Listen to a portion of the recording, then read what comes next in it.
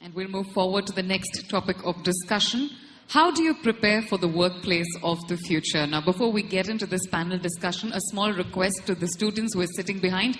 We know that this is an extremely valuable opportunity for you, but in case you want to head out, we request you to not do that in the middle of the panel discussion. As you know, we have a very eminent set of panelists that we've lined up for each discussion, so we hope that you will respect the ethics of this particular hall. So I request you not to move in and out of the hall during the panel discussion. Having said that, once again, ladies and gentlemen, the next topic of discussion is how do you prepare for the workplace of the future?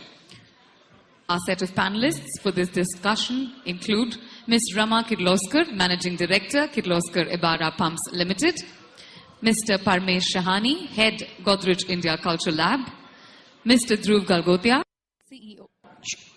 CEO Galgotia University, Mr. Vengaswamy Ramaswamy, Global Head, ION TCS, and our chairperson for this discussion will be Mr. C. Velan, CEO and Managing Director, IT Park and Regional Head, Tata Realty and Infrastructure. Big hand for our panelists as we welcome them on stage, please.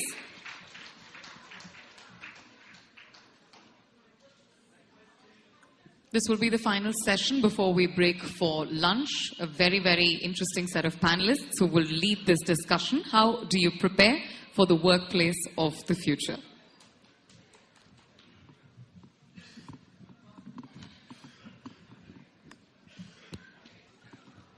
I request all of you to kindly settle down so that we may begin. And now hand over the proceedings to our chairperson. It is truly a profound honor for being here for the second time at the Think Education Conclave, and I would like to thank the New Indian Express for having me here once again. Very good afternoon. Is it okay? Yeah. Very good afternoon to my eminent and distinguished panel members, ladies and gentlemen. Around the world, innovation in education is bringing fundamental changes to the classroom. Across India, we are seeing disruption in how lessons are taught. Who is doing that teaching and what skills and areas of expertise are now considered essential? This change provides opportunities, and we now have more and more tools and knowledge than ever before. I believe that education is changing. Technologies like artificial intelligence, augmented reality, machine learning, quantum computing and big data are helping us to understand our students and tailor our lessons to different learning styles and abilities. The reality is that there is still a long way to go to improve India's literacy rates and ensure that every child in our country has education as a basic human right. The urgent need to radicalize and transform the current education system remains in stark contrast with the change at which it is actually happening. To succeed in our new and disrupted economies, quality education must become a lifelong quest. And I feel that the government is now putting all the elements in place in taking Indian higher education to a world-class level. Successful platforms like Swayam have been introduced to keep pace with the technology, and Sabko Shiksha, Achhi Shiksha is now becoming a reality. Today, almost anyone can be a student, and with new technologies and new styles of learning, anyone can be a teacher too. This phenomenon will only gather pace as the knowledge economy grows, and the opportunities seem boundless. More interesting, perhaps, is the opportunity this new, more flexible style of learning is coming in developing economies. The gift of education to every Indian and making it more affordable should be a worthwhile goal in today's day and age. I will take it as a given that for most people, the perfect job is the one that takes the least amount of time and effort. And so with the introduction of these new technologies at the workplace, brought about a new era of globalization that fundamentally changed the way we work. Distances have become smaller by using Skype. Barriers to entry are growing lower, and everything is becoming much faster. But future changes to the workplace are going to be even more disruptive. And I believe that there are three key technologies that will change the way and shape our education workplace in the future. Artificial intelligence, mixed or augmented reality, and big data. These technologies will lead to a massive shift in our industry and the society as well. So what technologies can be used to prepare our students for the workplace of the future? I believe that there are 6 key points I'm going to cover. First one being the use of artificial intelligence. AI in classrooms have become imperative, and the effect of it has already been seen at workplace today.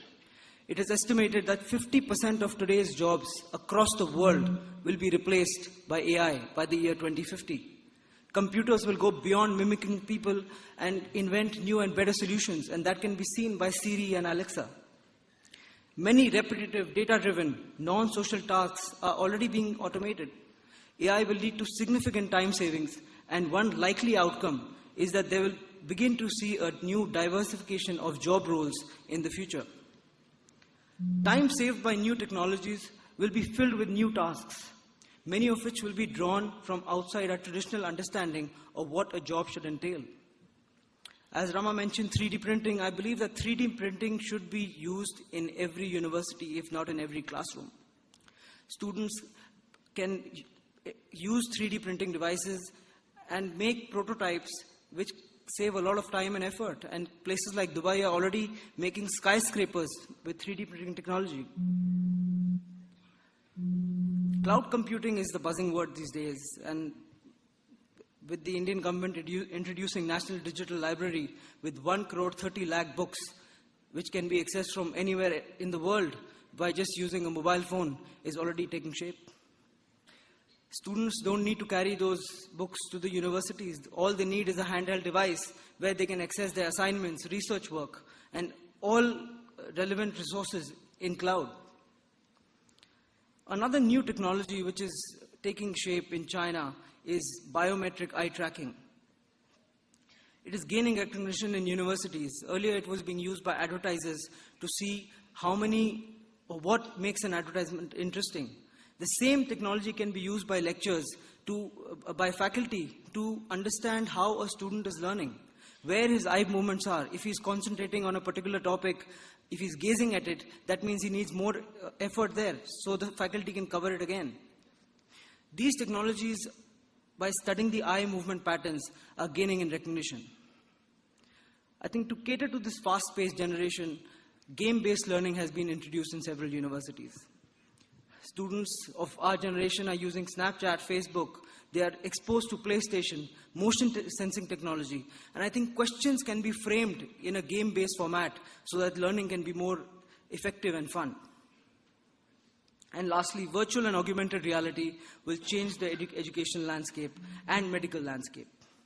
Imagine a neurosurgeon who's going to remove a tumor from a brain, wears Google eyeglasses, and he will know exactly before operating what are the sensitive areas so that he can remove the tumor easily with the support of those glasses.